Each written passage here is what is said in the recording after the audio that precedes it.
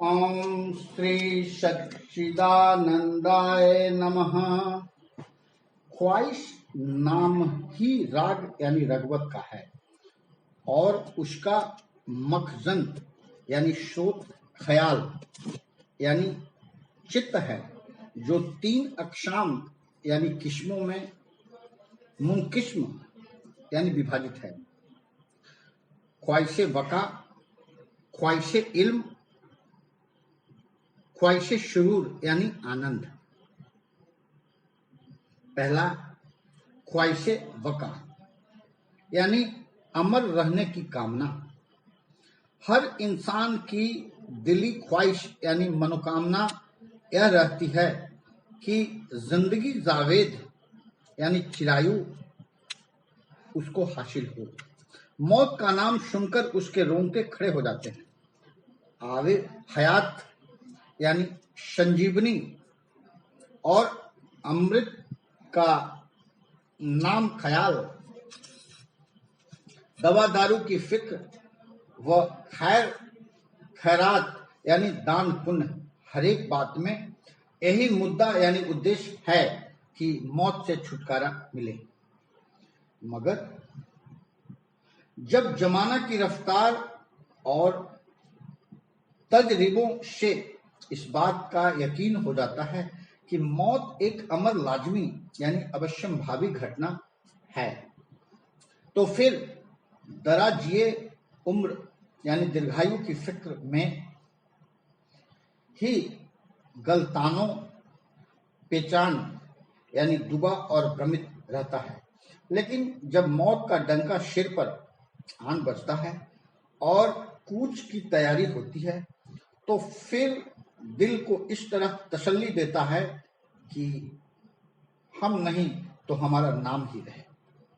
ख्वाह यानी चाहे असली, ख्वाह फर्जी औलाद की बका यानी जीवन को ही अपनी बका समझकर और उसको अपना कायम मुकाम यानी उत्तराधिकारी और नाम लेवा ख्याल करके उसकी तरक्की व उम्र दराज यानी दीर्घायु की कामना करता है और मनसूबे यानी योजनाएं बांटता है। हत्ता कि कुआं, तालाब, पुल, बाग, खानकाह यानी समाधि स्थल, महाशराय, तालिफो तसनीफ यानी लेखन रचना, इजादो अख्तरा यानी आविष्कार व अन्वेषण, खोज, इन सब यादगारों की बिना यानी आधार अमूमन इसी ख्वाहिश पर है कि दुनिया में हमारा नाम बाकी रहे। दूसरा, ख्वाहिश इल्म यानी ज्ञान कामना। बच्चा, बूढ़ा, जाहिल, आलिम, गंवार, हकीम, किसी रुतबा यानी पदवी या पेशा का आदमी हो, सब में यह ख्वाहिश यानी कामना कुदरती तौर पर पाई जाती है। बच्चा बाप से पूछता है, यह आसमान क्या है? जमीन क्यों कर बनी? सूरज क्यों घूमता है? चांद क्यों घटता बढ़ता है? तारे किसने बनाए? गरज जो चीज उसको नजर आती है उसकी हकीकत जानना चाहता है। गंवार अगर किसी बाबू या मुंशी से मिलता है तो पूछता है कि साहब, आप कहाँ तक पढ़े हैं? आपने क्या इम्तिहान पास किया है? आपको क्या तनख्वाह मिलती है? आप क्या काम करते हैं? पढ़े लिखे आदमी आपस में पूछते हैं, फला मुल्क में लड़ाई हो रही है, उसका क्या नतीजा हुआ? फला मुल्क में जलजला से कितनी जानें तबाह हुई? किस्सा, कहानी, अखबार वगैरह के मुता यानी पढ़ना, यह सब इसी ख्वाहिश का नतीजा है। मगर यह तो ख्वाहिश इल्म की अदना सी या मामूली सी चाट है। जो लोग इल्म दोस्त यानी जिज्ञासु हैं, उनमें यह ख्वाहिश ऐसी जबरदस्त हो जाती है कि उसके हसूल यानी प्राप्ति में उनको मरने की भी फुर्सत नहीं मिलती। तिब्बी, रियाजी, फलसफा, मजहब वगैरह मुख्तलिफ अलूम कानून यानी ज्ञान विज्ञान की किताबों की तालीफो तशनीफ यानी रचना इसकी ही बदौलत होती है। मगर इस ख्वाहिश का यह खासा यानी विशेषता है कि कभी पूरी नहीं होती। आदमी हमेशा यही चाहता है कि हर शय की असलियत व हकीकत को जानो, मगर कुदरत के कवानीन यानी नियम व इशरार यानी रहस्य बेहद हैं। जब मैदाने इल्म यानी ज्ञान क्षेत्र की वुसअत यानी व्यापकता पर नजर करता है तो अपनी मामूलात उसको हकीरो नाचीज यानी तुच्छ और क्षुद्र मालूम होती है और अपने आप को तिलफे मकतब यानी मामूली विद्यार्थी समझता है और जिस कदर इल्म हासिल करता है उसी कदर ख्वाहिश बढ़ती जाती है। तीसरा, ख्वाहिश शुरूर यानी आनंद यानी कामना। यह ख्वाहिश भी फितरी यानी स्वाभाविक और निहायत कवि यानी शक्तिशाली है। कौन है जो राहत का तालिब यानी इच्छुक और रंज से ख्वाहिश यानी त्रस्त न हो। सब इसी धुन में लगे रहते हैं कि जहां तक बने और जिस तरह से बने ऐसो निषाद का सामान मुहैया यानी सुलभ रखे। मगर आदमी कितने ही सामान मुहैया रखे और कितनी ही कोशिश करे, मगर आसाइश यानी आराम की निस्बत तकलीफ में ज्यादा गिरफ्तार रहता है। लेकिन उम्मीद एक ऐसा मुनीश यानी प्रिय व गमख्वार यानी संवेदक है जो हर हालत में उसकी दिल दही यानी प्रोत्साहन करता और कोशिशों पर आमादह यानी तत्पर रखता है। आशुदगी यानी सुख की ओर यूं फुसलाता है कि क्या रंजो मलाल इन बातों का ख्याल भी दिल में न लाओ। खुदा ऐश की घड़ियां सलामत रखे, उम्र भर चैन किए जाओ। अब तो आराम से गुजरती है, आकबत की खबर खुदा जाने। दुख दर्द में यूं तसल्ली देता है कि हमेशा एक से दिन नहीं रहते। जब वे सुख के दिन न रहे तो यह दुख की घड़ियां भी न रहेंगी और हमेशा तजरिबा के खिलाफ यही यकीन दिलाता है कि जो हुआ सो हुआ, आइंदा ऐसा हरगिज न होगा। हमेशा शुरूर का मुतलाशी यानी खोज में रहता है। अल हासिल यानी संक्षेपता शुरूर जिन पर आदमी इस कदर शेपता व फरेबता यानी मोहित है। तीन तरह का है, क जिस्मानी या हिस्सी, ख दिमागी या अक्ली, ग रूहानी या बातिनी। क शुरूरे जिस्मानी यानी शारीरिक आनंद। जिस्मानी शुरूर वह है जो हवा से जाहिरी यानी ज्ञानेंद्रियों और कर्मेंद्रियों के जरिया से हासिल होता है।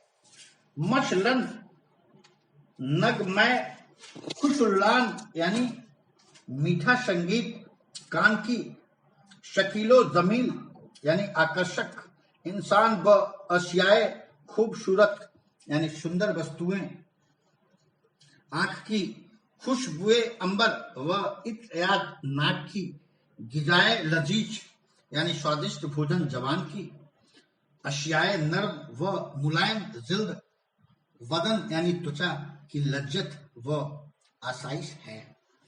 जब कभी कई इंद्रियों की राहत यानी संतुष्टि एक वक्त में हासिल होती है तो लुत्फ भी दोबाला यानी दुगुना हो जाता है।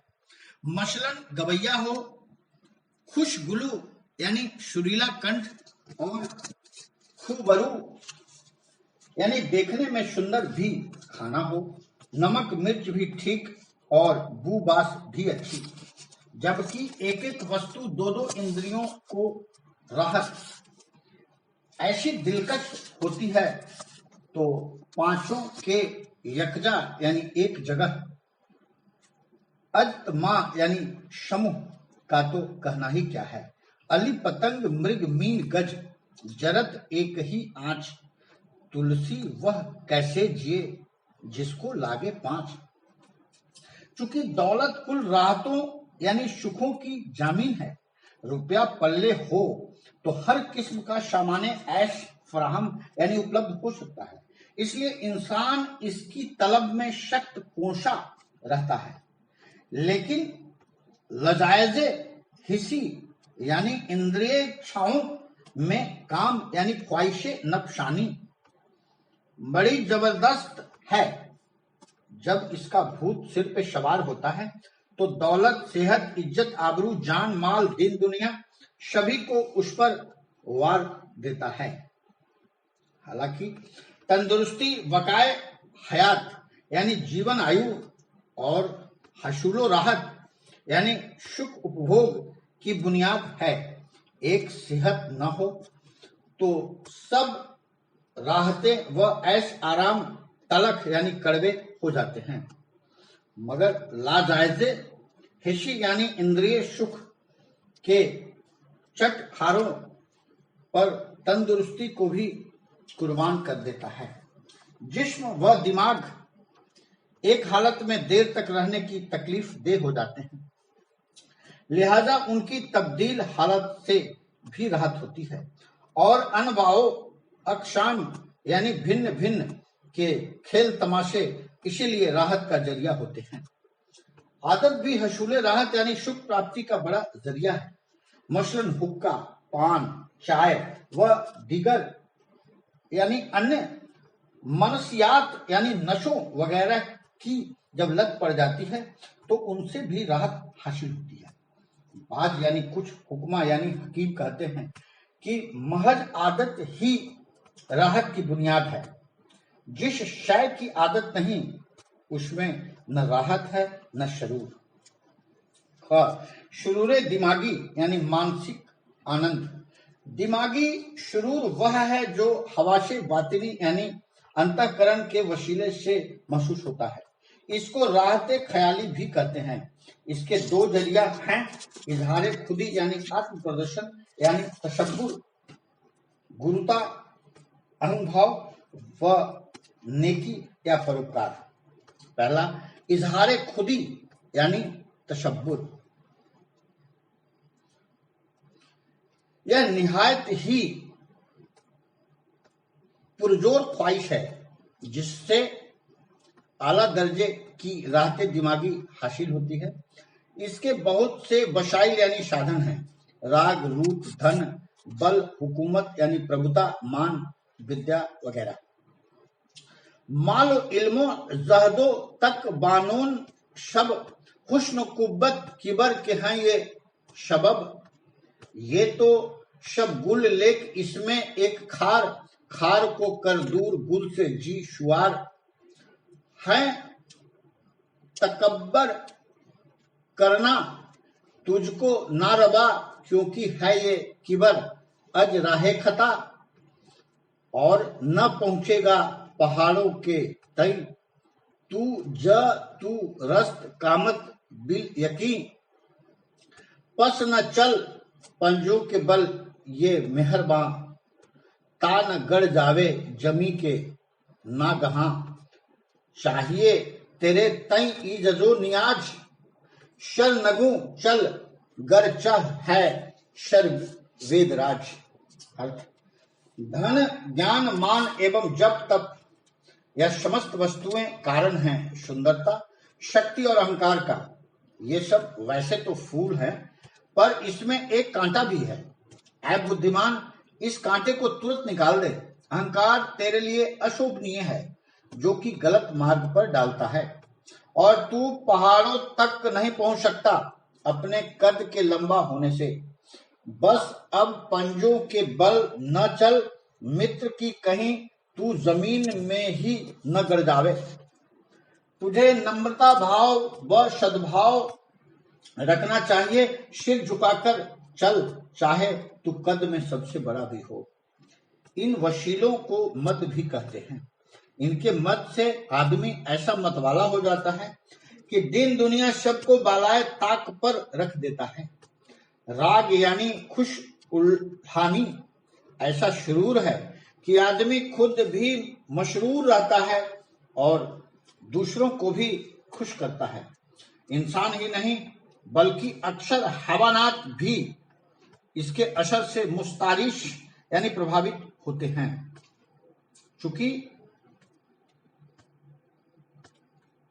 इंसान ऐसे आदमियों की अक्सर कद्र करते हैं, इसलिए यह भी तकब्बुर का बाइस यानी कारण होता है। रूप यानी खूबसूरती पर आदमी को बड़ा नाज होता है। इसके मद का मतवाला इंसान को ठुकराकर भी नहीं चलता और इससे इजहार खुदी यानी आत्म प्रदर्शन का खूब मौका मिलता है। धन यानी दौलत की क्या बात है, इसके तो सब कदम चूमते हैं। जहां यह होता है वहां हर एक चीज का मयस्सर यानी सुलभ होना आसान है। राहते जिस्मानी यानी शरीर सुख के अलावा इजहार खुदी यानी आत्म प्रदर्शन का शुरूर भी हासिल होता है, क्योंकि अहले दौलत अपने हम चश्मों यानी साथियों में मुअज्जिज यानी सम्मान्य ख्याल किए जाते हैं। बल यानी ताकत भी इजहार खुदी यानी आत्म प्रदर्शन का वसीला है, क्योंकि जबरदस्त आदमी औरों पर गलबा हासिल कर सकता है। प्रभुता यानी हुकूमत आला से आला उच्चतम जरिया इजराह खुदी का है। को ऐसो जन्मो जग माही, प्रभुता पाए जाहि मद नाही। दौलत, इज्जत, शोहरत सब इसके जलो यानी पहलू में चलती है, इसलिए आदमी इसके हसूल यानी प्राप्ति पर मिटा हुआ है। हुकूमत का नशा ही है जो यगानों बेगानों के खून कराता है, बेगुनाहों का कत्लेआम जायज यानी उचित रखता है। इंसान को बिला खौफ यानी निर्भय जंग में तोपों के मुकाबिल यानी सामने ले जाता है। हुकूमत का ही जोर है जो इंसान को सरदार लश्कर यानी सेनापति या शरगिरोह यानी मुखिया कौम या शहंशाह मुल्क बनाकर सिजदा कराता है। मान यानी नेक नामी में खुदी यानी अहंग की ख्वाहिश बड़े बारीक तौर पर पोशीदा यानी निहित रहती है। कंचन तजना सरल है, सहज त्रिया के नेह, मान बड़ाई ईर्ष्या दुर्लभ तजना ये। सब ख्वाहिशें शर्द हो जाएं, मगर नेक नामी की ख्वाहिश यानी कामना अक्सर दिल में बनी रहती है। कैसा कि तार कुल दुनिया यानी बीत राग व बेतमह यानी निष्पृह व बेनफस इंद्रिय जीत हो। एक लफ्ज खिलाफे शान कह दीजिए, फौरन ची ब जमी यानी आग बबूला हो जाएगा। अक्सर इंसान खुद नहीं जानता कि उसमें यह ख्वाहिश बाकी है, हालांकि दिल के पर्दों में छिपी रहती है, इसलिए इसका दूर करना कठिन काम है। विद्या यानी इल्म भी इजहार खुदी यानी आत्म प्रदर्शन का वसीला है, मगर इसमें एक खुदी यह है कि जैसे जैसे इल्म बढ़ता जाता है वैसी वैसी खुदी घटती जाती है। आलिम यानी ज्ञानी बड़ा काबिले कद्र है। राजा का अपने मुल्क में ही कद्रों मंजलत यानी मान सम्मान होता है। आलिम जहां जाए वहीं इज्जत पाता है। इसमें एक फजलियत यानी श्रेष्ठता यह है कि वह दिगर यानी अन्य जिस्मानी राहतों से ज्यादा लतीफ व देरपा होती है। दूसरी खूबी यह है कि इसमें औरों को शरीक करने से कुछ घाटा नहीं आता। तीसरी बुजुर्गी यानी महत्ता यह है कि इसकी ज्यादती यानी अधिकता में कुछ अंदेशा खराबी का पता नहीं रहता, जैसा कि और जिस्मानी राहतों में होता है, जहां हद से बढ़े आदमी को ले डूबे, बल्कि इसके बरअक्स यानी विपरीत। जितनी इल्मी राहत बढ़ेगी उतनी ही आदमी की तरक्की होगी और वह रफ्ता रफ्ता यानी धीरे धीरे इंसान को राह रास्त यानी सन्मार्ग की तरफ ले जाएगी। दूसरा, परोपकार या नेकी राहते दिमागी यानी मानसिक सुख के हसूल यानी प्राप्ति का दूसरा वसीला है। दूसरों की नफा रसानी यानी परमार्थ में बिला गरज यानी निस्वार्थ सही यानी प्रयत्न व कोशिश करने से एक अजीज लतीफ सुरूर दिमागी हासिल होता है। मगर अफसोस का मुकाम है कि खुद गरज यानी स्वार्थी इस नेमत अजीम यानी महान वरदान से बिल्कुल बेबहरा यानी अनजान है। जो शख्स इसकी लज्जत यानी स्वाद से कुछ भी आशना यानी लगाव रखने वाला हो जाता है, वह अपना तन मन धन व जान तक उस पर निशार यानी न्यौछावर कर देता है और तमाम उम्र हाकिम वक्त यानी समय का शासक बनकर इस बेबदल यानी स्थायी राहत का लुत्फ उठाता है। नेकी, रहम, हमदर्दी, मोहब्बत, शफकत सब एक चश्मे के सोते यानी निर्जर हैं।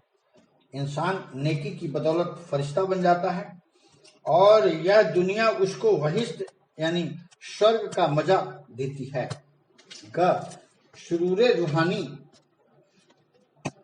आत्मिक आनंद जब इंसान को नेकी की बदौलत सफाई कलब यानी आत्मिक शुद्धि हासिल होती है और दिल यक्षु यानी एकाग्र होकर इस गराक यानी तल्लीनता में पहुंचता है, तो उसमें एक अजीब लुप्त शुरूरे वातनी यानी आत्मिक आनंद पैदा होता है, जिसको शुरूरे रूहानी कहते हैं।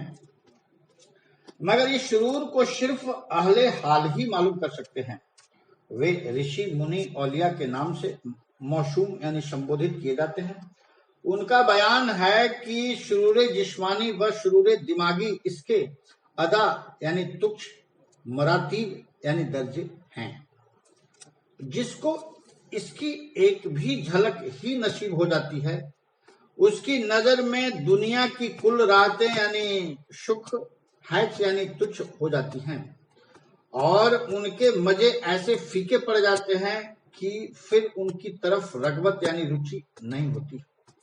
इस शुरूर को पाकर फिर ख्वाहिश अपने मखजने ख्याल यानी विचार सोच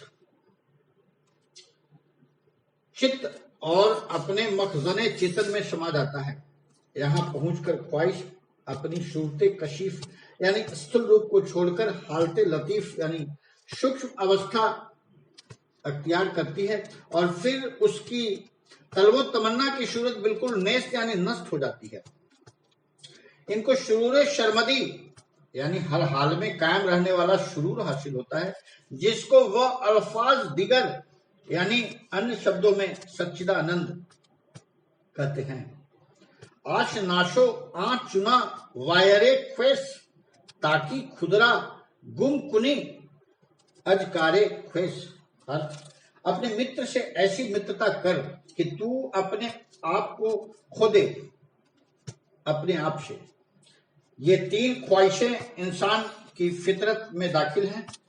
ख्वाहिशे वकाए दवाम यानी दीर्घायु इच्छा, ख्वाहिशे इल्मे कुल यानी पूर्ण ज्ञान की इच्छा, ख्वाहिशे शुरूर शर्मदी यानी ब्रह्मानंद की इच्छा।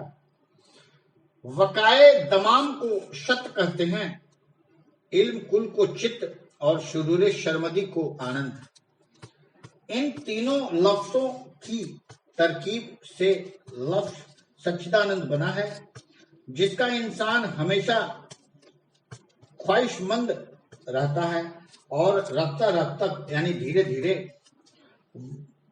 वत दरीज यके बाद दीगरे यानी एक के बाद एक के क्रम से इन तरीकों के जरिए, जिसका जिक्र भगवत गीता के 3 अध्याय में हुआ है और जिसको सिलसिला कर्म कहते हैं, उसको हासिल करता है। एक रोज इरशाद हुआ कि इच्छा यानी ख्वाहिश 3 प्रकार की होती है। अव्वल, एक किसी चीज के मिल जाने की और उसके पाने की इच्छा निमित्त उद्यम करने की। दूसरे, यह कि दुख और तकलीफ दूर होने की। तीसरा, यह कि जो काम करना उसका फल चाहना। जब मर्जी के मुताबिक यानी अनुसार फल न मिला, तब उसके लिए चिंता और फिक्र रहता है। और वासना 4 तरह की है। एक सुषुप्त वासना जो जड़ स्थावर यानी दरख्त पत्थर वगैरह यानी आदि को होती है। दूसरी स्वप्न वासना जो पशुओं को होती है कि उनको वासना का ध्यान ही नहीं होता। तीसरी जागृत वासना जो इंसानों और देवताओं को होती है। और जो वासना में ही लगे रहते हैं। चौथी क्षीण वासना जो ज्ञानी को होती है। जब किसी प्रकार की वासना न रहे तब संसार बेदिल यानी फीका हो जाता है। एक रोज इरशाद हुआ कि दिले मदन वे काफी व बेरंगी का एक निहायत उम्दा जौहर यानी गुण है और राग व द्वेष यानी द्वेष्टि व दुश्मनी से मिलकर उसमें कदूरत यानी बुराई पैदा हुई और उस कदूरत से उल्फते जिस्म यानी शारीरिक मोह में गिरफ्तार हुआ। यानी यह यकीन कर लिया कि यह शरीर मैं हूं। शरीर को अपना जानने से काम क्रोध ने आन दबाया। भूख प्यास सर्दी गर्मी रंज राहत में पाबंद हुआ क्योंकि जिस प्राण को अपना समझा गर संगी व तशनगी यानी तृष्णा उसका असार यानी गुण है। तन को अपना समझने से ज़ईफी यानी बुढ़ापा व मर्ग यानी मृत्यु उसका नतीजा है। जब यह कहा कि मैं हूं शोक और मोह पैदा हुए। बस ऐसी हालत इस दिल की है और इस कदूरत से उसकी सफाई जब यानी तब हो सकती है जब ख्वाहिशों को तर्क यानी त्याग करके भजन नारायण का खुगर यानी इच्छुक हो। जिसका दिल जब्त यानी वशीभूत नहीं होता उसका दिल 8 पत्ती कमल में जो दिल में दीर्घ है फिरता करता है और जिस पत्ते पर बैठता है उसी के मुआफिक 8 किस्म के अशगाल यानी रुचियों की जानिब आदमी को ले जाता है। 8 तरफ से मशाक यानी अभ्यासी उसको रोके तो कसरत यानी उछल कूद छोड़कर वहदत यानी प्रभु भक्ति की तरफ रजुआ यानी प्रवृत्त कर ले। शुमाल यानी उत्तर इस तरफ दिल के आने से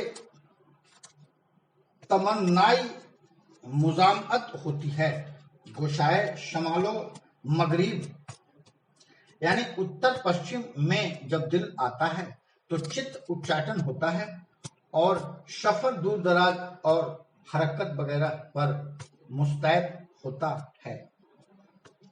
मगरिब यानी पश्चिमी जब इस तरफ दिल जाता है तो जराफत व खुद मिजाजी और राग व नाच वगैरह सामान जी बहलाने की तरफ तवज्जो होती है।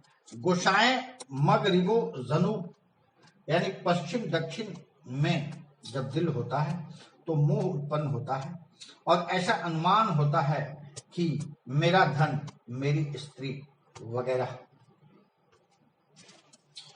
उत्तर पीले रंग का पत्ता, पूरब उत्तर गुलाबी रंग का पत्ता यानी ईशान कोण, पूर्व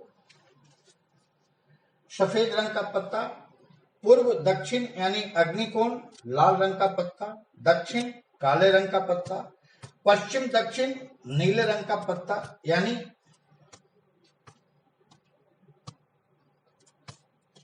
नैऋत्य कोण, पश्चिम कपिल वर्ण का पत्ता, उत्तर पश्चिम श्याम रंग का पत्ता यानी वायव्य कोण, जनूब यानी दक्षिण जब दिल यहां पहुंचता है। जुल्म मर्दुमे आजादी यानी मानवीय मुक्ति व संग दिली यानी कठोरता व जहाद कराता है। गोशाए मशरिको जुनूब यानी पूरब दक्षिण की तरफ जब दिल मतवज्जह यानी प्रवृत्त होता है तो आलस व प्रमाद की जाति होती है।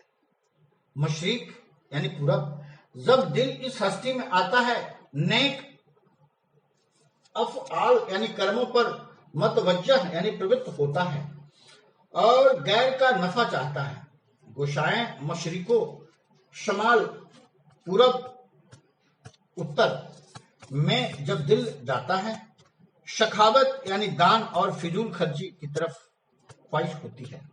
जब दिल बजाय खुद रहता है, तरके लज्जात यानी सुख त्याग व तजर्रद के ख्यालात की आलम यानी सच्ची से ख्वाहिश करता है और जानिबे व दानियत यानी भक्ति की ओर परमात्मा मतवज्जह यानी प्रवृत्त होता है। इसलिए भजन और अभ्यास के जरिए से इसको अपने काबू करना और अपनी जगह पर रखने का यत्न करना चाहिए। एक रोज इरशाद हुआ कि आशा जन्म मरण का बीज है। इससे 7 शाखाएं उत्पन्न हुई। आशा और तृष्णा से ये 7 बीज पैदा हुए। पहला कर्म, दूसरा उपासना, तीसरा जोग, चौथा ज्ञान, पांचवा उत्पत्ति, छठा स्थिति, सातवां नाश। इनको 7 अक्षरों 7 बीज मंत्रों से मुनासिबत यानी समानता दी गई है। ओम श्री रंग शों ए रिंग क्लिंग अ ई उ ए व ह म, इन 7 में से हर एक की अलहदा अलहदा 7 शाखाएं हुई। पहला ओम या ओ कर्म रीतियां। पहला यजन श्लोक में, दूसरा याजन परलोक में, तीसरा अध्ययन विद्याभ्यास करना, चौथा अध्यापन अभ्यास कराना, पांचवा खैरात यानी दान देना, छठा प्रतिग्रह दान लेना, सातवां मैथुन। दूसरा सिंह या ई उपासना विजय। पहला शिव, दूसरा विष्णु, तीसरा गणपति, चौथा सूर्य, पांचवा शक्ति, छठा राम, सातवां कृष्ण। इनके 7 करोड़ महामंत्र कहे गए हैं। चारण, मारण, वशीकरण, उच्चाटन, आकर्षण, स्तंभन, मोहन इनके फल हैं। तीसरा रंग या उ योग। पहला हठ योग, दूसरा कुंडलनी योग, तीसरा लंबिका योग, चौथा तारक योग, पांचवा लय योग, छठा अमनस्क योग, सातवां शंख योग। समाधि इनके फूल और सिद्धि इनका फल है। चौथा शव या ज्ञान।